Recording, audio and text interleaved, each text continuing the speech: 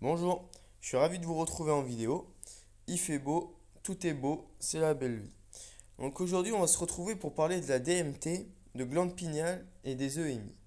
Si vous ne connaissez pas la DMT, je suis ravi de vous en apprendre plus sur cette substance psychoactive qui peut être comparée à une drogue, mis à part que la molécule de la DMT est trouvable en toutes choses, et particulièrement lors de la sécrétation de la glande pinéale, ou lors d'EMI, qui est l'acronyme de expérience de mort imminente. La méditation profonde aussi permet une sécrétation de la DMT, qui peut se faire aussi par le jeûne, et beaucoup de spirituels font des jeûnes. Ainsi, ils peuvent se connecter à leur esprit et à des esprits supérieurs. Avant tout, je tiens à ouvrir une petite parenthèse. Je n'incite personne à consommer de la DMT, et en contraire, je trouve préférable de réussir à en sécréter de manière naturelle et durable. Ainsi fait, reprenons. Je disais qu'on pouvait se connecter à des esprits supérieurs, qui sont souvent considérés comme des extraterrestres, voire même des dieux. Hallucination ou réalité, pour ma part, j'en ai jamais pris. Je ne peux qu'affirmer mes propos grâce à des recherches, des connaissances acquises et des expérimentations personnelles. Voyant que tout se relie, je peux en tirer des conclusions comparables à des études de cas. Et quelle meilleure étude de cas que celle menée par les scientifiques. Souvent considérés comme des gens peu ouverts ne croyant que ce qu'ils voient, mais comme je l'ai dit précédemment dans la vidéo de physique quantique et spiritualité, les scientifiques adoptent de plus en plus la double blouse, qui est celle du scientifique avec une rigueur de recherche et d'expérimentation scientifique, avec en double bagage le second rôle qui ne se contente pas de voir seulement ce qu'il croit, ou qui ne croit seulement ce qu'il a déjà acquis, mais toujours à la recherche du développement personnel. Pour faire bref, on a compris grâce à l'expérimentation de la fente de Young que l'expérimentateur, donc le scientifique, par son regard, il peut modifier les résultats de propre expérience. Donc le scientifique fermé d'esprit ne croit pas que cela peut arriver, fait que cela n'arrive pas. C'est aussi simple que cela. Il est temps d'acquérir une certaine sagesse en comprenant que l'esprit peut contrôler la matière. L'expression dit il faut le voir pour le croire, mais l'inverse est juste. Il est possible de le voir pour le croire. La DMT a été étudiée en laboratoire. Des expérimentateurs ont pris et 20% d'eux racontent avoir eu des contacts extraterrestres, voire même des relations sexuelles avec ces êtres. Ceci est comparable aux chamans qui voyagent hors de leur corps grâce à l'ayahuasca par exemple. En voyageant, ils vont dans le monde des esprits, donc des désincarnés, là où l'espace-temps n'est pas le même que dans la matière.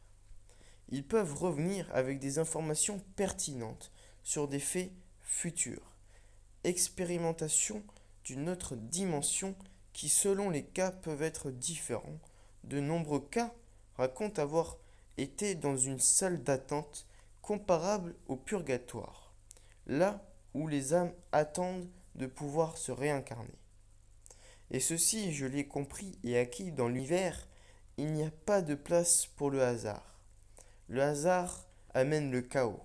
Les âmes ne s'incarnent pas où elles veulent et quand elles veulent. Il leur faut, il leur fait un lieu, il leur faut un lieu adapté à leur vibration.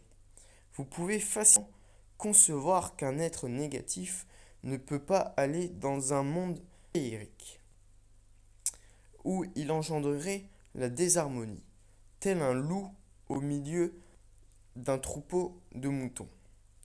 Alors qu'un être supérieur, lui, peut aller où bon lui semble, pour lui permettre de vivre des expériences qui lui permettront d'améliorer. La DMT ou l'ayahuasca a été expérimentée par les anciennes civilisations. Beaucoup de nos coutumes et symboles viennent de ces ancêtres. Il est intéressant de savoir que les symboles ou les archétypes ne sont pas contraints au temps et ne changent pas. Ainsi, on pourrait les comparer au langage de l'univers. Et même le mot